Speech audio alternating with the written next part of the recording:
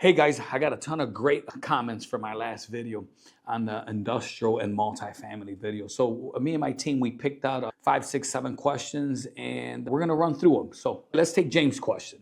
What are your top strategies for increasing NOI in underperforming assets? This is a great question. First thing you gotta watch out for are these water bills, okay guys? Water bills could take you under. I've had water bills 40, 50, 60, 70, and 80,000 bucks on small buildings, 8-unit buildings, 10-unit buildings, 20-unit buildings, okay guys? So imagine what that could do, what a water bill on a 100-unit building, 200-unit building, 300-unit building. And what you wanna do is you wanna make sure that you stop all these running toilets. So what's a running toilet? When you lift up the lid on a toilet and you see that water running, okay guys, that is dollars going down the drain. Thousands of dollars, okay? So first thing you're looking for is running water. You need to shut off that running water. And what I mean by shut off that running water, you got to fix that toilet. And the way you find out if your building has running water is you call the Department of Water and they'll tell you on that bill if that building has running water. It'll say running water. That means you immediately go out to your asset and you check all the toilets, you check all the sinks, you check all the faucets, you check anything that has to do with water, but it's mainly toilets that'll kill you. And then your maintenance.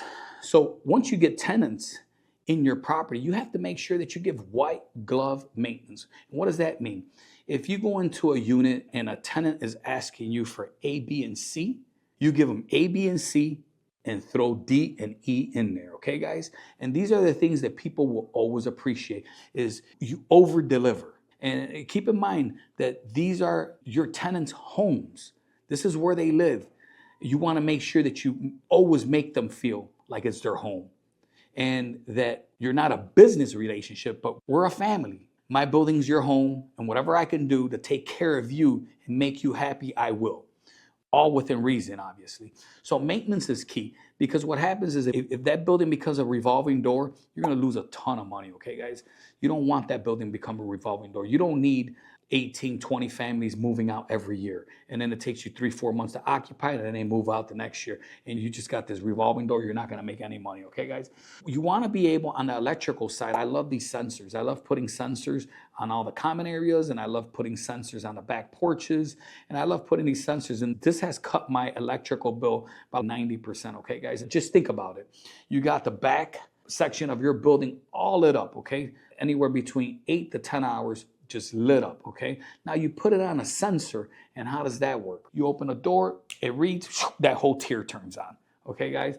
When you're done doing whatever you're doing, 8, 10, 12 minutes, when the movement stops, it shuts off. So I've noticed a big difference in installing these sensors and installing bulbs to become LED.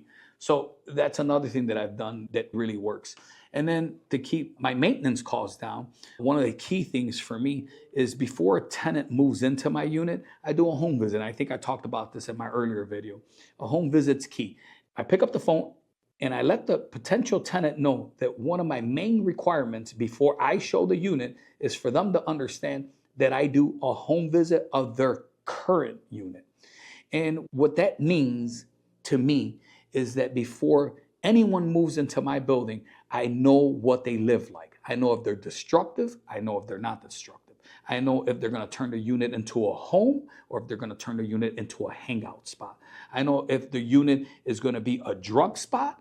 I'll know if the unit is going to be a true home. So to me, this is the most important thing on keeping my NOI because I don't have to deal with high numbers of evictions. Just keep this in mind, guys. You got a 20-unit building, you got a 30-unit building, and you got 10 people that you're evicting. It takes anywhere between 8 to 12 months to evict a family right now. That's 8 to 12 months of lost rent. And then it's going to take 2 to 3 months to get that unit back occupied and fixed. So there goes some money we had to spend, okay? And then you're going to repurpose that entire step all over again because you're not doing a home visit, so you're bringing in the wrong people, and you're never going to stabilize this building. So it's very important for you to understand how important a home visit is. This is going to keep a ton of money in your pocket, and this is actually going to add value to your building because if you ever go sell and you got a 20, 30, or 40 unit building and all those units show beautifully and you can give a profit and loss report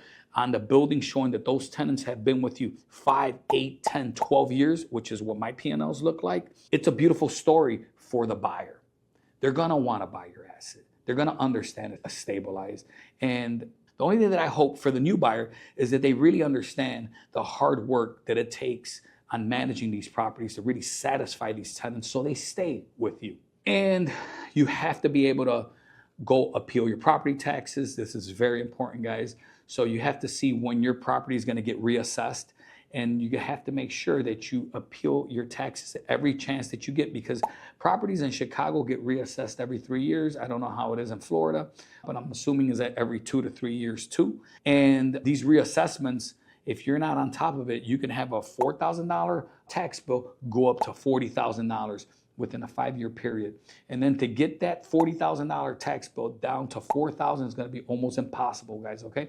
So I'm not saying that if you appeal your taxes, you'll remain at $4,000, but you might increase about 16 or 17 grand versus the 40 grand. So it's very important for you to understand that appealing your taxes is key. Then you need to walk your roofs. Every year with either heat or cold or snow or whatever, you have to walk your roofs.